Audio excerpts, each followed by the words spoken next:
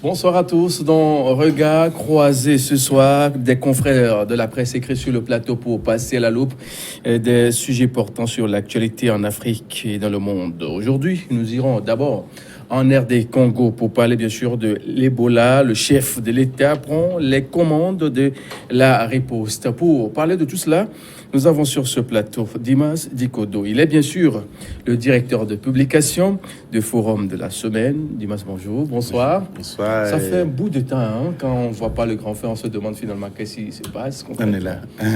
Du sol, oui. Adam Adjounou, bonsoir. Bonsoir, bonsoir. Et à Vision d'Afrique, ça va dans tout son ensemble? Bon, on est là. RD Congo, Ebola, le chef de l'État prend finalement les commandes pour mettre de l'ordre, peut-être dans ce désordre qui rayait de par le passé, Dimas. Ouais, je pense que le jeu en vaut la chandelle. De pareilles situations, il faut une mobilisation nationale et il n'y a pas d'autres personnes plus que le chef de l'État pour soigner cette mobilisation. Et je pense que là où l'on en est, il est grand temps effectivement qu'ils prennent les commandes. Okay. Quand on sait qu'on est arrivé à venir à bout de cette maladie dans certains milieux et que ça sévit de façon sporadique et ça prend beaucoup d'ampleur actuellement au Congo, je pense que le chef de l'État doit prendre la situation en main pour juguler cette...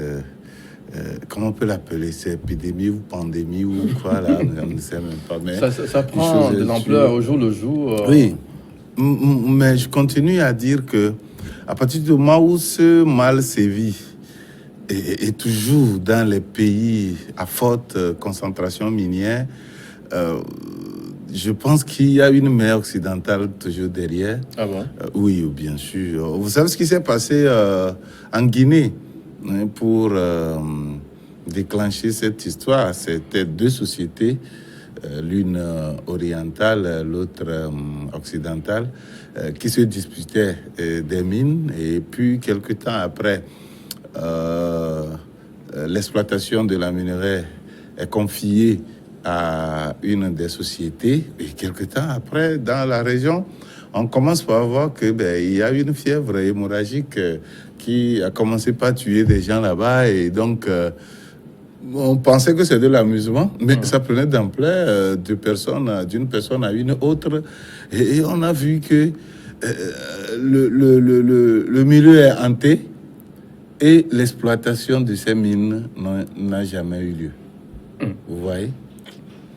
Et quand on sait la lutte féroce que ces deux sociétés se sont livrées pour aboutir à l'obtention par l'une d'elles de ces minerais, on a compris que la guerre est passée des réseaux à un stade biologique. Et on a vu que c'est rapidement élaboré là-bas. Et vous avez vu qu'en Occident, il y a le remède pour ça. Pourquoi pas, on n'a pas toujours ça en Afrique? Oui, parce que c'est envoyé en Afrique pour pouvoir décimer, c'est ça l'objectif. Et donc, moi, je parle d'une guerre biologique. C'est quand même un peu fort, mais c'est ça malheureusement la réalité. Et quand ça a quitté la Guinée, c'est directement dans ces régions d'Afrique centrale, le Congo, plus précisément, où on voit que plusieurs mines essaient de changer de main, d'exploitation de ces mines essaient de changer de main. Et du coup, on voit que cet Ebola a commencé encore par sévir là-bas. Et donc, je pense qu'il y a une main noire derrière. Et c'est bien que le chef de l'État puisse décider de prendre les choses en main. Mais une question demeure, Adam. Pourquoi le chef de l'État a attendu jusqu'à maintenant avant de prendre vraiment une décision, de prendre au sérieux cette affaire de l'Ebola qui décime une partie de la population de son pays? En réalité, prendre les commandes donc, de la riposte de l'épidémie Ebola dans ce pays-là ne voudrait pas fondamentalement dire que lorsque l'épidémie s'est déclarée, que le chef de l'État ou l'exécutif n'a pas pris les choses en main.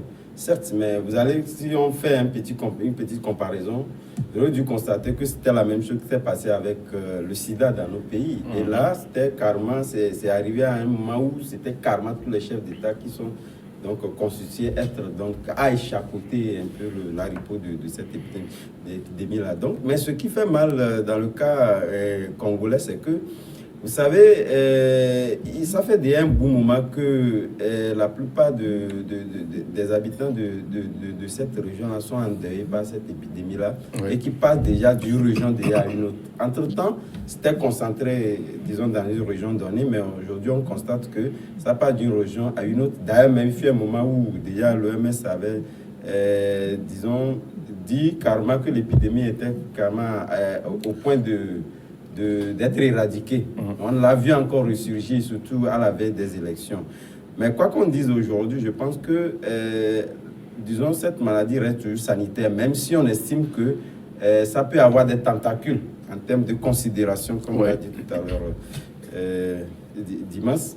Ça peut être vrai parce que lorsque vous voyez un peu les régions qui sont touchées, qu'on passe de l'Afrique de l'Ouest en Afrique centrale, et qu'aujourd'hui, avec l'arrivée de Tshisekedi, et qui n'arrive pas depuis un moment à pouvoir donc juguler le mal. Il y a eu cette région-là qui était donc qui était épargnée par les élections compte tenu de l'épidémie. Et on a constaté que finalement, ça n'a rien donné, même le fait que cette région était considérée comme une région à vouloir donc les mettre un peu en quarantaine pour pouvoir anticiper et pouvoir juguler le mal. On constate que ça continue. Mais ce qui fait mal fondamentalement, c'est que c'est un pays qui est en point à chaque fois à des troubles et la population nous constate donc des décès d'hommes et à cela va s'ajouter encore cette épidémie-là. Il y a de quoi que le chef de l'État prenne quand même la riposte, surtout à un moment où, disons, l'OMS a déclaré cette épidémie, disons, étant donc une épidémie de portée internationale. Donc, il va de soi il parle d'état d'urgence médicale mondiale. Il va de soi que cela puisse être porté par, disons, la haute hiérarchie pour que quand même les autres chefs d'État puissent quand même emboîter le pas. Ce n'est pas parce que, vous voyez, la RDC est à quelque part, il n'y a que le fleuve Congo qui les sépare avec Brazzaville. Et de l'autre côté, ce sont des populations qui se côtoient à un moment donné. Mais vous allez constater que la semaine dernière, il y avait carrément, disons, les déplacements qui étaient un peu, disons, il y avait, disons, une déclaration qui était portée à faire en sorte que les déplacements, compte tenu de cette maladie-là, n'étaient plus encore fluides, compte tenu du fait qu'on ne veut plus avoir une contagion à un haut niveau.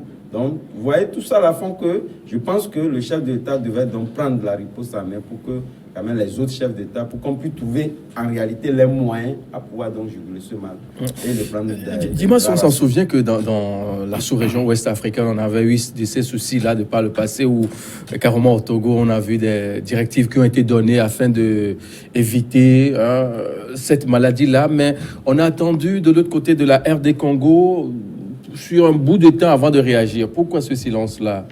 Non, je pense, comme l'a dit Adam tout de suite, je pense qu'il y a toujours un travail de fond qui se fait. Un travail de fond. Ça n'a pas été spontané non plus.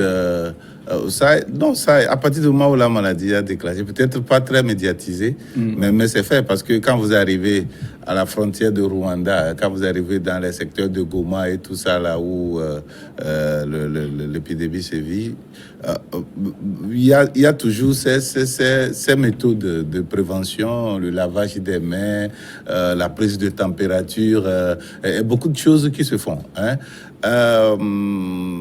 Moi, ça me fait beaucoup de peine l'hypocrisie de l'Occident. L'Occident qui tient en laisse les OI. Et quand on parle de niveau de la santé, c'est l'OMS. On va vous dire que les États-Unis contribuent à telle hauteur. Mais on décrète le mal. Un état d'urgence sanitaire mondial et on prive les populations quasiment des moyens les moyens curatifs. Et on veut privilégier les moyens préventifs qui ont beaucoup de limites. Mais, puisque quand le mal frappe déjà, on ne peut plus parler de prévention.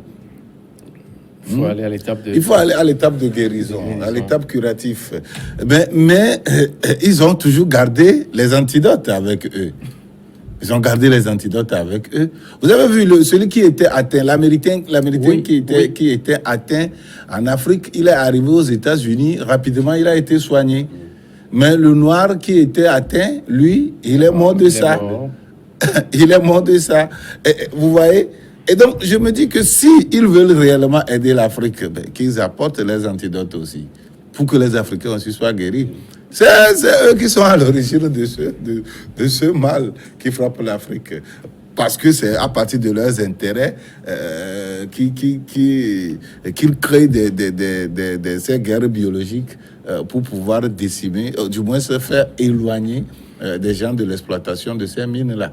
Et maintenant, quand ça se passe, et si réellement ils veulent venir à bout de cette maladie, ils ont encore les moyens. Moi, je suis convaincu que l'Occident a les moyens de faire annihiler ce mal. Ils les ont pas, mais là, quand on voit cet Américain qui a été soigné en l'espace de 24 heures, et puis bon, il a déjà retrouvé sa santé. Dans le même temps, des milliers de personnes partent tous les jours. Hein.